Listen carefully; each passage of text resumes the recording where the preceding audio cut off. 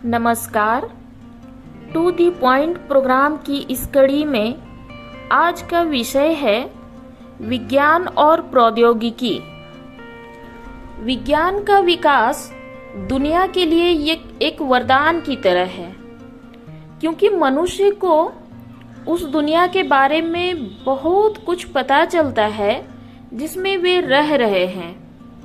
इसके अलावा विज्ञान में उन्नति के साथ साथ प्रौद्योगिकी का विकास विभिन्न क्षेत्रों जैसे चिकित्सा, कृषि, शिक्षा, सूचना और प्रौद्योगिकी और कई अन्य क्षेत्रों में क्रांति लाने में मदद करता है। विज्ञान मौलिक रूप से अवलोकनों और प्रयोगों के माध्यम से प्राकृतिक और भौतिक दुनिया की संरचना और व्यवहार का व्यवस्थित अध्ययन है, जबकि प्रौद्योगिकी एक कला, कौशल या क्षमता है जिसका उपयोग उत्पादों को बनाने और विकसित करने और ज्ञान प्राप्त करने के लिए किया जाता है। वर्तमान विश्व की कल्पना बिना विज्ञान और प्रौद्योगिकी के करना संभव ही नहीं लगता। यह विज्ञान ही है जिसके कारण आप बस एक जगह को छूते हैं और लाखों की संख्या में किताबें छप जाती हैं। परमाणु बमों से शहरों का सर्वनाश हो जाता है।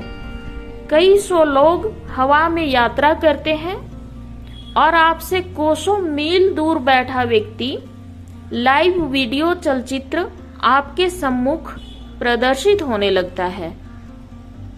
संभवतः दुनिया का प्रत्येक विकसित देश आज विज्ञान और प्रौद्योगिकी में सबसे अधिक कार्य करता है और अपनी उन्नति के लिए विज्ञान के माध्यम से ही प्रयत्न करता है।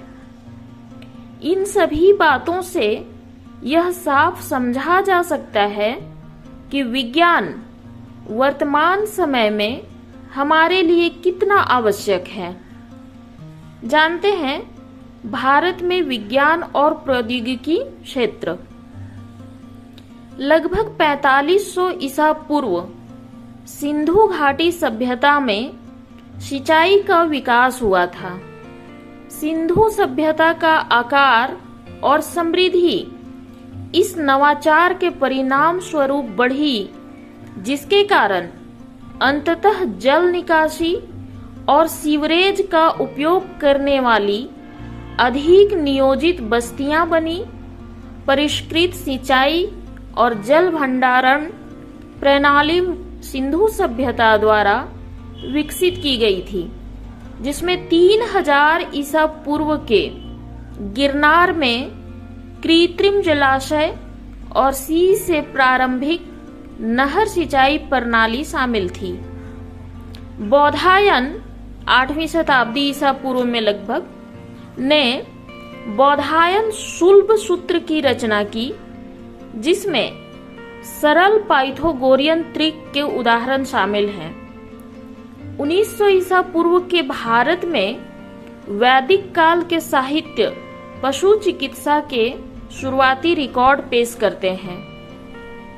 5वीं शताब्दी ईसा पूर्व के दौरान विद्वान पाणिनि ने ध्वन्यात्मकता और आकृति विज्ञान के क्षेत्र में कई खोजें की थी। 20वीं शताब्दी के मध्य तक पाणिनि का रूपात्मक विश्लेषण किसी भी समतुल्य पश्चिमी सिद्धांत से अधिक उन्नत रहा। कौटिल्य के अर्थशास्त्र में बांधों और पुलों के निर्माण का उल्लेख है। बांस और लोहे की जंजीरों से बने लटकते पुलों का उपयोग भारत में लगभग 4वीं शताब्दी तक दिखाई देने लगा था। वर्तमान भारत ने विज्ञान के क्षेत्र में आमूलचूल प्रगति की है। रक्षा, अंतरिक्ष, डिजिटलीकरण, अभियांत्रिकी, शिक्षा, स्वास्थ्य, कृषि और संचार सभी क्षेत्रों में भारत की वैज्ञानिक प्रगति उल्लेखनीय है। आइए जानते हैं दुनिया भर में प्रौद्योगिकी का असमान वितरण और चुनौतियां क्या हैं। यह आश्चर्य की बात है कि वैज्ञानिक अनुसंधान की दुनिया में बढ़ते बदलते असमानताओं पर अधिक ध्यान नहीं दिया गया है, जबकि कई देशों में बढ़ती सामाजिक और आर्थिक असमानता पर काफी चर्चा हो रही है। दुनिया के अधिकतर देशों में आज भी वैज्ञानिक विकास की गति धीमी है, जिसमें सबसे अधिक समस्याएं ग्लोबल साउथ के देशों में हैं। विज्ञान में गरीब देशों और अमीर देशों में वैज्ञानिक असमानता का अंतर बहुत बड़ा है। आर्थिक और अवसर की कमी के कारण दुनिया भर में वैज्ञानिक असमानता चरम पर है। आज भी कई देशों के लोगों को मानव द्वारा विकसित वैज्ञानिक आविष्कारों का कोई लाभ नहीं मिल पाता। उभरती तकनीक का क्षेत्र दुनिया के लिए चुनौती और मौका दोनों पेश करते हैं, लेकिन अपने सुधारवादी कदमों को जारी रखकर वे चुनौतियों से पार पा सकता है। वैज्ञानिक क्षेत्र में भारत की उपलब्धियों के बारे में देखते हैं। Indian science and research and development industry report के अनुसार भारत बुनियादी अनुसंधान के क्षेत्र में शीर्ष रैंकिंग वाले देशों में शामिल है। विश्व की तीसरी सबसे बड़ी वैज्ञानिक और तकनीकी जनशक्ति भी भारत में ही है। वैज्ञानिक और औद्योगिक अनुसंधान परिषद CSIR द्वारा संचालित शोध प्रयोगशालाओं के जरिए नानाविध शोध कार्य किए जा रहे हैं। भारत विज्ञान और प्रौद्योगिकी अनुसंधान के क्षेत्र में अग्रणी देशों में 7वें स्थान पर है।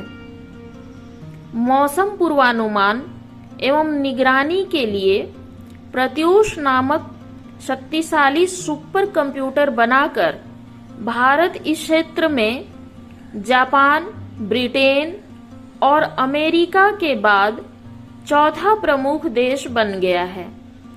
वहीं नैनो तकनीक पर शोध के मामले में भारत दुनिया भर में तीसरे स्थान पर है।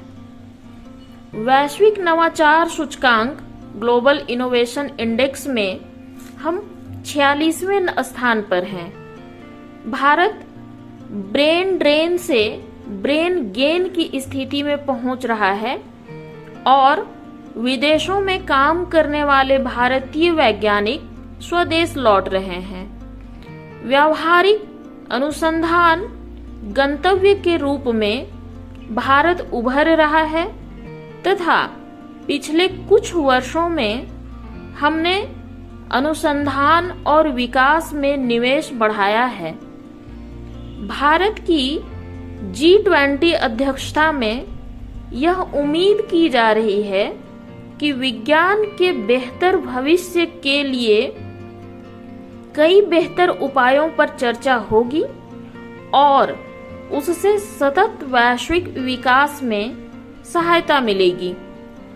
भारत की अध्यक्षता में सभी तक मुफ्त और सार्वजनिक वैज्ञानिक विकास इस बैठक का सबसे अहम मुद्दा होगा, जिसका सबसे अधिक लाभ ग्लोबल साउथ के देशों को मिलेगा।